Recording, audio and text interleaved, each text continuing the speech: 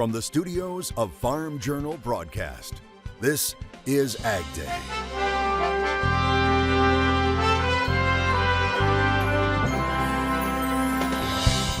The technology of the past meets the farm of the future. There's been an evolution that's taking place. We take a look at the latest equipment that could be coming to a farm near you. The autonomous system allows farmers to take this tractor out to their fields, get on their My Operations app, tell it to go, and then they can go, leave, and do something else. Tractors, balers, planters, and everything in between. We're talking tech right now on AgDay. AgDay, presented by Pioneer. What's next happens when the testing grounds meet the proving grounds. Pioneer. What's next happens here. Good morning, I'm Clint Griffiths. This morning we want to talk about the farm of the future and the technology that could soon be making it to your operation. We start at the granddaddy of them all when it comes to new farm tech, the world's largest ag machinery show, Agritechnica. It took place in November in Hanover, Germany, and I got the chance to check it out. And while there was a lot of cool equipment to see, the industry is also all about changing the way it talks about the future. Amid the hustle and hark, innovations cover every corner of Agritechnica. This is the irrigators behind the tractor. And display after display touts the importance of efficiency. So a couple of the other features on the row unit is number one, there are no service points on this row unit, no grease zerks. Matter of fact, the whole machine at 40 feet's only got 10 on it, so it's very simple when it comes to maintenance. And the tools are everywhere, from innovative concepts like the Nexat system. The way it works is we have a carrier vehicle where you put different implements for the different applications. You hang it under the carrier vehicle. 2 hybrid tractors powered by diesel with an electric front axle. Advantages with electrification is I have high torque available at low RPM, and it's instant. There's smart farming, and then there's artificial intelligence. Bayer now working on real answers to sorting mountains of farm data. Applying that technology to these large data sets and being able to find insights at the speed of a question is what I like to say, right? A simple conversational question that you might ask, and it's going to give you an analysis or some results back. It lets everybody be functional when it comes to analyzing farm data.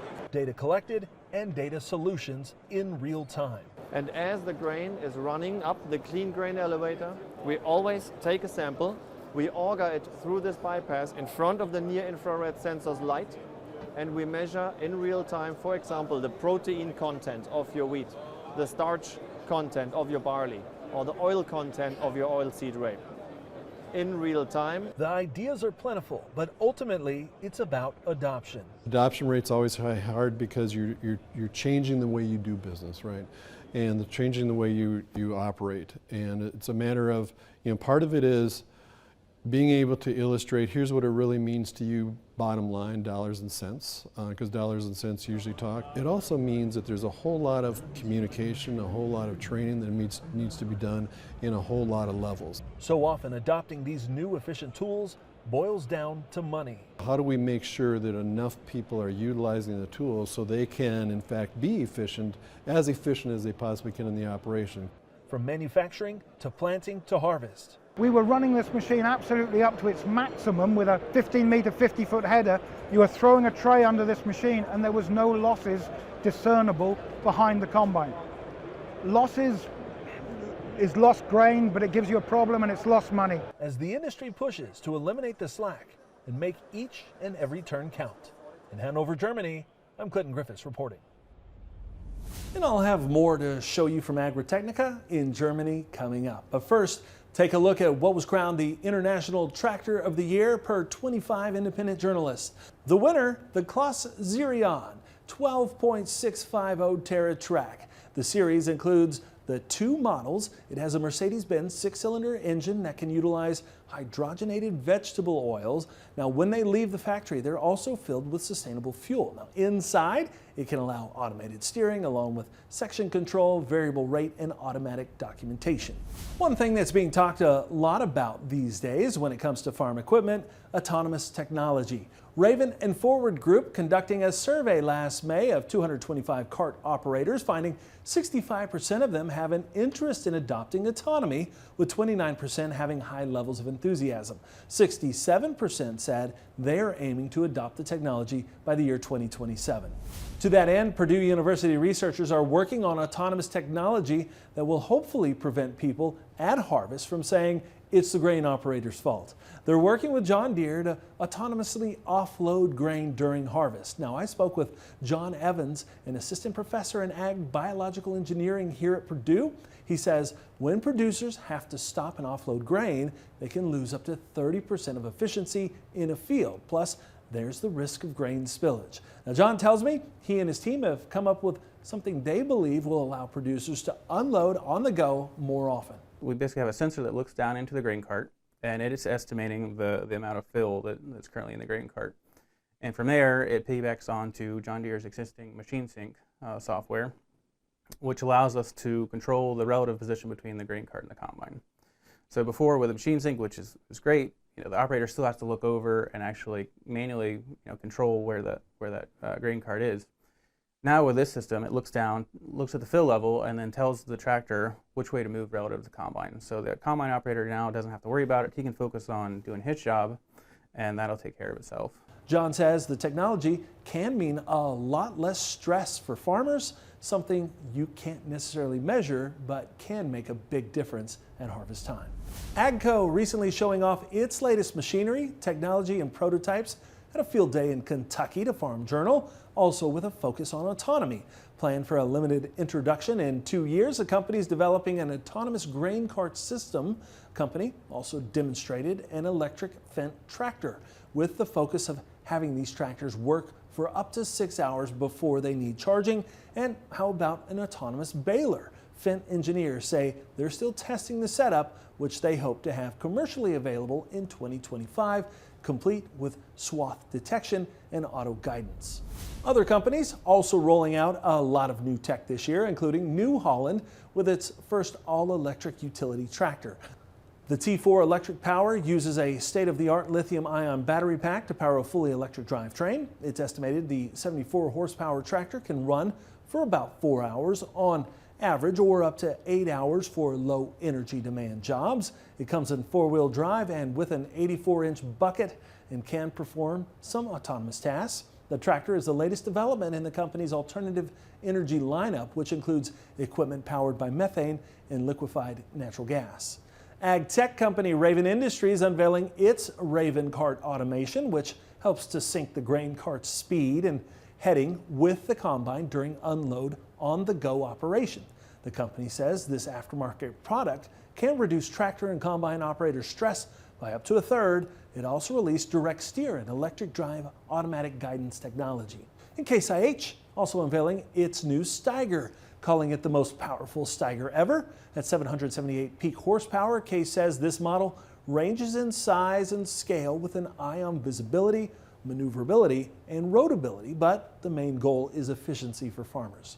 So they're looking at covering more acres and doing it faster, quicker, and with the things going on with labor and trying to find good operators and everything, they'll run fewer big tractors, but they want to run them with skilled operators. So we're seeing a need for higher horsepower and pulling these implements. It's not the width so much sometimes, it's the speed. So customers are looking for more speed. When I get into it, it's intuitive even for me. So when we have somebody who's new, never been on the farm, we sit in the buddy seat with them. We've got lots of room so we can show them the tricks of the trade. And it's easy to show them and teach them. And then it's easy for them to kind of make the machine their own, whether it's the light setup or the hydraulic flows or the max PTOs and that stuff. The Steiger 715 only comes with tracks. And what about new crop protection products? Corteva launching Viatude fungicide in limited supplies for 2023. It's meant for northern U.S. soybean farmers to help protect against white mold. Viatude fungicide has 2 modes of action and received federal regulatory approval back in late 2022. It also is labeled for use in canola as well. Now, Corteva also rolling out a new soybean seed treatment called Lumitrio. It's a 3-way premix fungicide with protection against common seedling diseases. And John Deere introducing the 1 Series round baler. The 1 Series aims to help optimize moisture and consistent bale weights while tracking it in real time.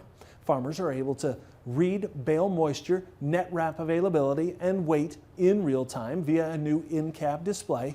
It also automatically opens and closes the gate at the right time, eliminating that repetition for the operator. And there are 3 different options for pickups, including a high-capacity pickup, which can feed 33% more compared to previous models. That's going to increase bale capacity of 80 plus bales per day. So really getting the performance out of that machine, the capacity of baling each day, so that customer can get home to their family faster or get that hay baled before it does rain. Now, these balers also have the option of net lift assist, net lighting, and a forage preservative system.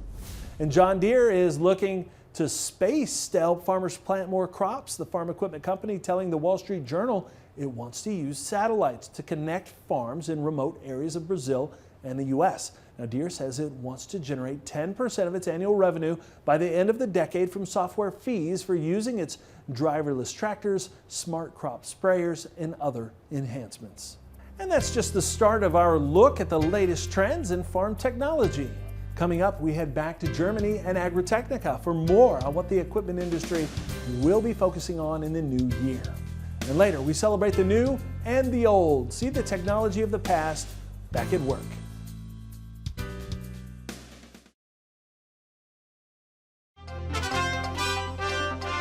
So we've looked at a lot of cool technology so far, right? But what is the reality of it making it through the supply chain into a farm near you? Now, one of the key topics of discussion at this year's Agritechnica in Hanover, Germany, was the health of the industry heading into 2024. From hall to hall, aisle by aisle, new iron is ready to work. A look at the latest combines. This is a completely new combine that takes us up to the next level of harvesting. To residue managers. The rotor itself has an angle of 6 degrees to the ground. Even new high-speed planters. It's pulled off the disc and shot into the furrows. The industry is ready for 2024.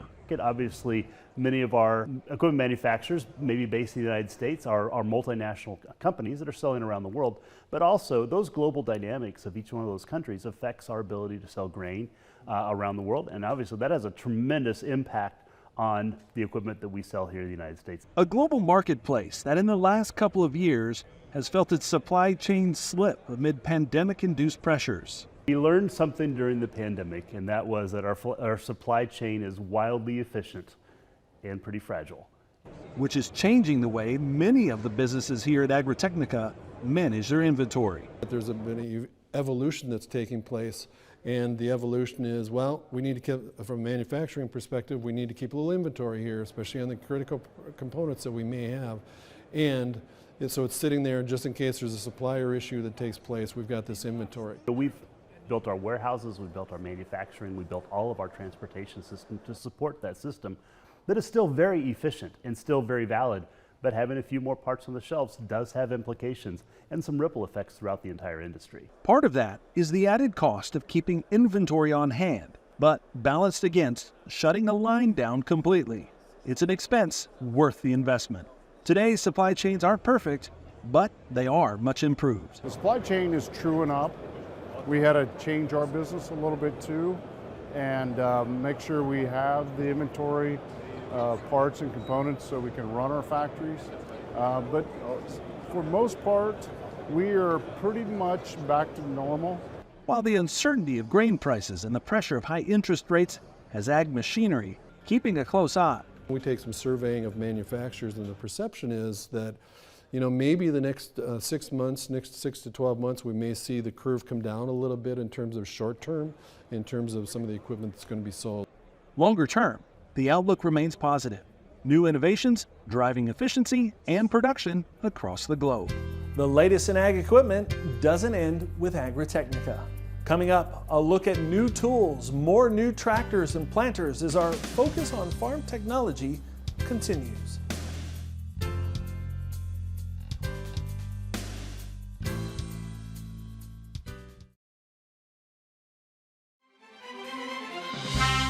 Let's check out more ag tech that was released this year, starting with Great Plains. The company is showing off a new implement command system for its Max Chisel tillage tool. This allows producers to set, adjust, and monitor the implement from the tractor cab. Now, the Max Chisel is designed for soil fracture at shallower depths, although it can run up to 12 inches deep. Kubota Tractor announcing a new generation of M7 series tractors. The new models allow farmers to optimize the tractor for specific needs, including hay operations, loader work, and small to mid-sized row crop farming. The new M7s come with a more powerful loader, multi-speed steering control, new LED lights, improved depth tanks, auto air temperature control inside the cab, and a choice for mechanical or air suspension of the seat. AGCO's Fendt rolling out a new 30-foot model Momentum planter. The planter is now available in both 30 and 60 feet, including liquid and dry fertilizer systems, and in 12 or 23 row configurations at 30 or 15-inch rows. Now, the planter can carry 100 bushels of seed and up to 800 gallons of liquid fertilizer. The company says the smaller footprint should open the door to more operations. And in Germany, Bayer announcing plans to invest $240 million in crop protection R&D at its site in Mannheim. This will be its single largest investment in crop protection since opening that campus back in 1979. Bayer expected to build new labs, offices, and a greenhouse area with room for roughly 200 employees. The idea is to focus on the next generation of chemistry and human safety for crop protection. Something that's showing up on a lot more farms right now? Drones. We'll see how many are taking flight on farms these days next.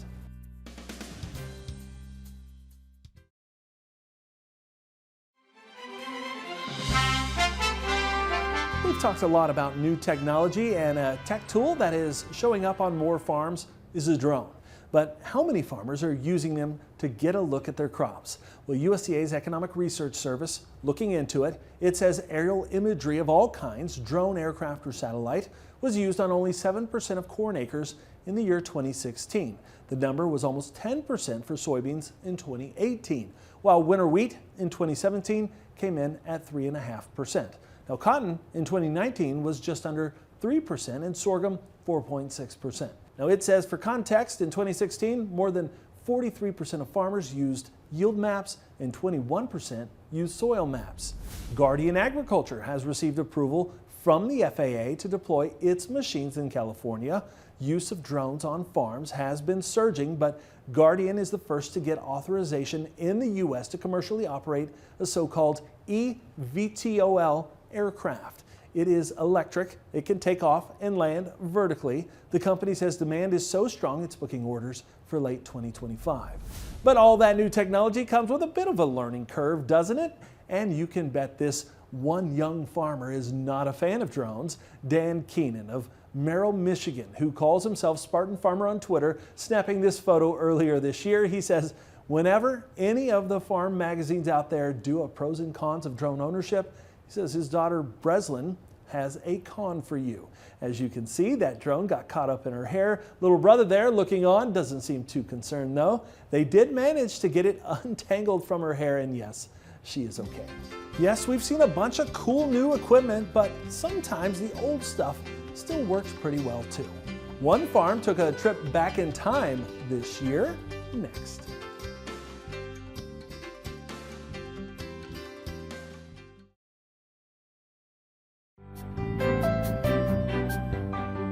It's awesome to see all this new technology, even put it to use on the farm, but sometimes it's fun to do things the old-fashioned way. That's just what happened this year at Thompson Family Farms in the Maryland-Delaware area. To plant a small field, they stepped back in time to 1974 using a restored John Deere 7000 series 4-row planter. For harvest, they went even further back in time to 1941 in a Farmall M fully equipped with a 1965 2-row corn picker. Now, one of the Thompson family members giving it a run with ag retailer Michael Twenning on hand, saying Jonathan Thompson moved back and forth from a beaming smile to a frustrated and furrowed brow as the harvesters struggled with the yields of today. Twenning says the field was yielding up to 200 bushels an acre. The average corn yield back in 1941 was about 40 bushels to the acre, and by 1965 it was 70 bushels an acre. But Twining says as he watched, he saw the hard-working, patient farmer in Jonathan Thompson as he wrestled with the collision of old equipment and modern hybrids, and saw the same resilience and work ethic come through that has seen American agriculture through decades of progress and advancement. Twining adding that technology has changed, but the farmer of today running it still has the same patience and resilience their ancestors had. Our thanks to Mike Twining for sharing that story and pictures with us.